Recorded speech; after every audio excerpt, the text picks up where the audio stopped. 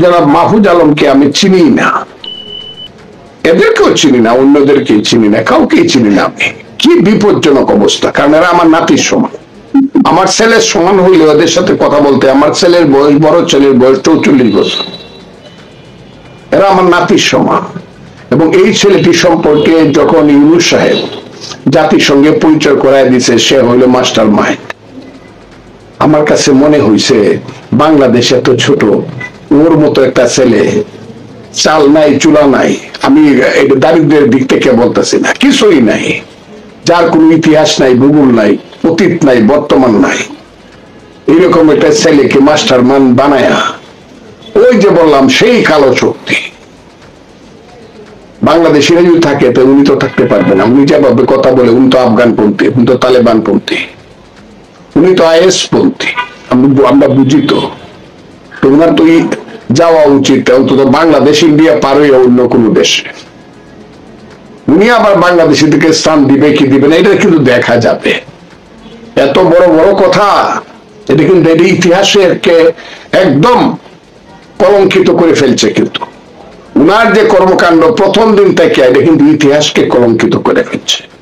এইটা কিন্তু বাঙালি জাতি মেনে নিবে না।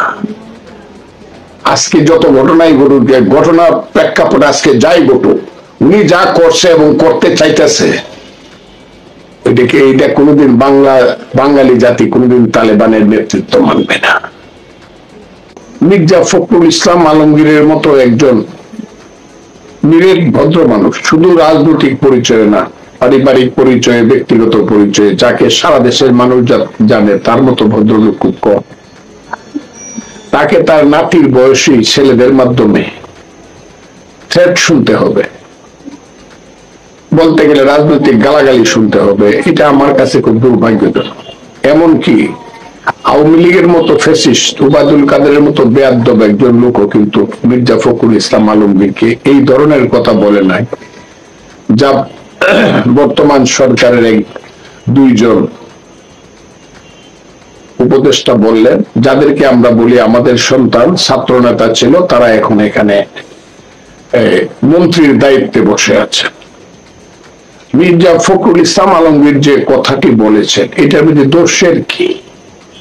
উনি বলেছেন যে যদি এই অন্তর্বর্তীকালীন সরকার, যেটা জনাব ইউনূস সাহেবের নেতৃত্বে আছে, এর মধ্যে ভিতরে থেকে যদি কেউ পলিটিক্স করে এবং সরকার থেকে যদি দল গঠন করতে চায়, যারা সেই দলের প্রতি, নতুন দলের প্রতি যাদের আনুগত্য থাকবে, যাদের পদ পদবি থাকবে, they must resign from the government. তা না হলে তো নিরপেক্ষ সরকার, বা এটা তো নির্দলীয়, বা এটা গভর্নমেন্ট হলো না। কাজে আপনারা দল করেন, আপনাদেরকে বলছে, আবার আপনাদেরকে স্বাগত জানাই নতুন দলকে, আমাদের সন্তানরা দল করবে, ভালো দল হোক, কিন্তু দল করলে পরে কিংস পার্টি করতে পারবেন না, যে তলারটাও খাবেন, উপরেরটাও খাবেন, আবার নিচেরটা কুড়াবেন, এটা হবে না। এইটাকে বলা হয় মুনাফিকি। এমনি 5ই আগস্টের ব্যাপারে এই সরকারের ইয়াং ছেলে পেলেরা মারাত্মক মুনাফিকি করেছে, এবং এটাকে আমি এখন বলি যে বাটপারি করেছে দেশের মানুষের সাথে, প্রতারণা। 5ই আগস্টে তারা যে কথা বললে মানুষকে তাদের সঙ্গে নিছে, মানুষ হাজারে হাজারে জীবন দিছে, আহত হয়েছে, ছাত্র জনতা যে কারণে গেছে, যে কথার উপরে। আর এখন তারা যে কথা বলছে, যে আন্দোলনের প্রেক্ষাপটে তারা যা করতে চায়, যেমন তারা বলতেছে ইসলামিক ছাত্র শিবির ছিল ওই আন্দোলনের ভ্যানগার্ড, যেমন তারা এখন বলতেছে যে বাংলাদেশের সংবিধান বা উত্তরসনে যেটা হলো, এটা আমরা কবরে দেয়া দিব, যেমন তারা বাংলাদেশের সমস্ত, আগে বলছে শেখ মুজিবকে অপ্রাসঙ্গিক করে ফেলবো, এখন আবার নতুন করে বলতেছে জিয়াকেও আমরা রাখবো না, জিয়াবাদও আমরা চাই না। এই কথাগুলো যদি তারা আগে বলতো, তাহলে দেখা যেত কত মানুষ সে আন্দোলনে যায় এবং যাইতো কিনা। আমি যদি যাইতাম, আমি যে রিস্ক নিয়ে কাজ করেছি, আপনি যে রিস্ক নিয়ে কাজ করেছেন, আমরা তখন ভাবতাম কাজটা আমরা করবো কিনা, আর গেলে এখন তাদের সাথেই থাকতাম। এটা আমার কাছে মনে হয় তারা বাংলাদেশের মানুষের প্রতারণা করছে, এটা বাংলাদেশের মানুষের সঙ্গে একটা প্রতারণা হয়েছে। এই যে সর্বশেষ যে কথাটা বলা হচ্ছে, যে ওদের নাসিরুদ্দিন পাটোয়ারি, তিনি বলছেন যে বাংলাদেশে মুজিববাদও চলবে না, জিয়াবাদও চলবে না। তা আমার প্রশ্ন হলো, মুজিববাদ কি কখনো, এই প্রসঙ্গটা কি এসেছিল? সে বঙ্গবন্ধু কখনো মুজিববাদের কথা বলেছেন, অথবা ওনার সরকার কখনো মুজিববাদের কথা কি আনুষ্ঠানিকভাবে বলেছেন? অথবা জিয়াবাদ এই শব্দটা আমি জীবনে শুনিই নাই, আপনি কি কখনো শুনেছেন যে জিয়াবাদ বলতে কেউ? জিয়াবাদ বলতে আমি কালকেও কথাটা বলেছি, জিয়াবাদ বলে কোনো কথা আমি শুনি নাই। তবে মুজিববাদ কথাটা যেটা, এইটা মুক্তিযুদ্ধের সময় আমি যেহেতু মুজিব বাহিনী ট্রেনিং করেছি, বিএলএফ ট্রেনিং, আমরা দেরাদুনে বৈশা আমাদের নেতারা, 4 নেতা ছিল আমাদের বিএলএফ এর। 1 ফজলুল হক মনি, 2 সিরাজুল আলম খান, 3 আব্দুর রাজ্জাক, 4 তুফাইল আহমদ। তাদেরকে নিয়ে সবাই সিদ্ধান্ত করলো যে বিএলএফ কইলে অনেকটা বুঝে যাচ্ছে না, সোজাভাবে এখন যুদ্ধের সময়টা বলতে হবে আমরা মুজিব বাহিনী। এই যে মুজিব বাহিনী নামটা আসছে 62 সন থেকে যে বিএলএফ গড়ে উঠলো, এইটাই মুক্তিযুদ্ধের সময় মুজিব বাহিনী হইল। মুজিববাদটা কি? মুজিববাদটা হইলো যখন ছাত্রলীগ ভাগ হয়ে গেল, জাসদ ছাত্রলীগের ব্রিলিয়েন্ট লোকজন চলে গেল under the leadership of Sirajul Alam Khan, তার ছায়া এবং আসম আব্দুর রব শাহজাহান সিরাজের নেতৃত্বে ব্রিলিয়েন্ট ছেলেরা চলে গেল। তারা স্লোগান দিল, শ্রেণী সংগ্রামকে ত্বরান্বিত করে বৈজ্ঞানিক সামাজিক বিপ্লবের মাধ্যমে বৈজ্ঞানিক সমাজতন্ত্র আমরা কায়েম করব। অত্যন্ত চমকপ্রদ একটা স্লোগান। এখন ওই স্লোগানটা তো নূরে আলম সিদ্দিকী যারা ছিল বা আব্দুল কুদ্দুস মাখন যারা ছিল, ওই স্লোগানটা তারা তো আর দিতে পারে না। কাজেই তারা সমাজতন্ত্রের স্লোগানটা না দিয়া বললো যে আমাদেরও সমাজতন্ত্র চাই, আমরা গণতন্ত্রের মাধ্যমে সমাজতন্ত্রে উন্নীত করব দেশকে। এইটার নাম দিল, প্রসেসটার নাম দিল মুজিববাদ। এটার পিছনে কিন্তু কোনো থিওরি বা থিসিস ছিল না। স্বীকৃতি ছিল? হ্যাঁ, না না, তাও ছিল না। না, তা ছিল না। আমরা এটা বক্তৃতা করতাম বা ছেলেরা এটা ছাত্রলীগের। নাসিরউদ্দিন পাটোয়ারি যে মুজিববাদ এবং জিয়াবাদের বিরুদ্ধে ফাইট করতে যাচ্ছে, এটা কি প্রকৃতপক্ষে কোনো আদর্শের বিরুদ্ধে ফাইট নাকি একটা ছায়ার বিরুদ্ধে লড়াই? এটা তো একটা ছায়ার বিরুদ্ধে। এইসব ছেলে পেলেরা কি জানে? কিছুই জানে না, এরা কিছুই জানে না। আমি এদের যে ইতিহাস নিছি, সেই ইতিহাস বলে তো অবাক হবে তারা। একদিন তো ইতিহাস আমি না বললে আমি বলবো না, কারণ সন্তানের ইতিহাস বাবারা ওইভাবে বলে না। আমি এদের যে ইতিহাস জানতেছি, তাদের বাড়ি ঘর, অমুক তমুক, পুরুষ পূর্বপুরুষ, এগুলা যা জানতেছি, তাদের জনপ্রিয়তা যার যার এলাকাতে, এরা যে কি বলে, আল্লাহ এই গজব কেন এই দেশের মানুষের উপরে দিলাম বুঝতে পারি না।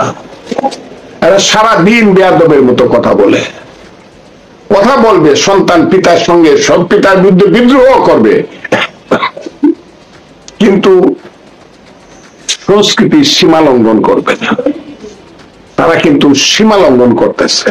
আমি একটু আগেও বলছি, ঈদের দিন আমার 1 বছরের বড় ভাই, যে তাকে আমি সালাম করি, নামাজ পড়ি সালাম করি, বড় ভাই। বাঙালি কালচার, এটা কালচার। একজন মুরব্বী রাস্তা দিয়ে হাইটে যেতেছে, আমার চেয়ে 10, আমি চেয়ারে বসে আছি, এমনি উঠে যাই। মুরব্বীরা দেখলেই সিগারেটটা লুকায় ফেলি।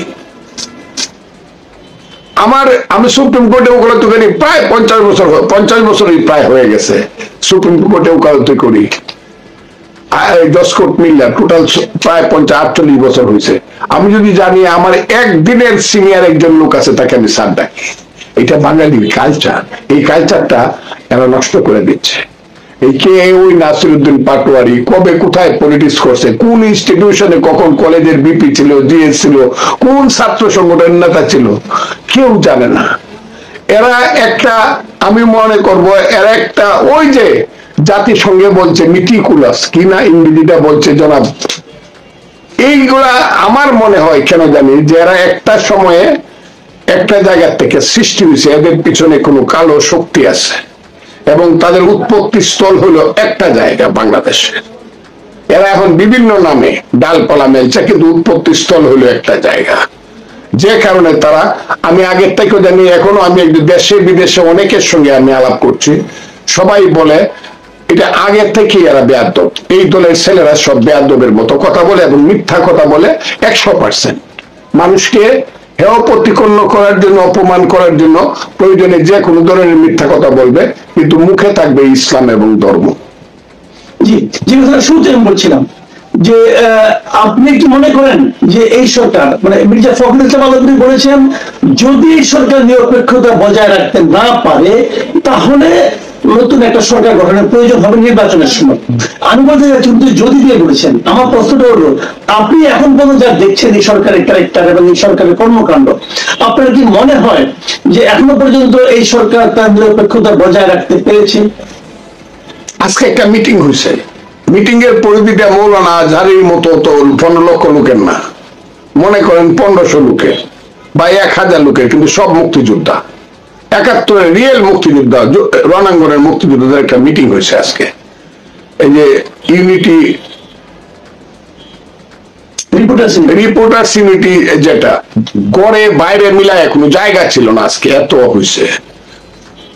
উপলক্ষটা ছিল জিয়াউর রহমানের জন্মদিনের ব্যাপার উপলক্ষ, কিন্তু বক্তৃতা করছে আমরা সব মুক্তিযোদ্ধারা, আমি, আব্দুল সালাম, সাদেক খান, উলফাত এবং বীর প্রতীক, বীর বিক্রম অনেকেই, এবং প্রধান অতিথি ছিলেন মেজর হাফিজ উদ্দিন আহমদ, বীর বিক্রম, উনিও বীর বিক্রম।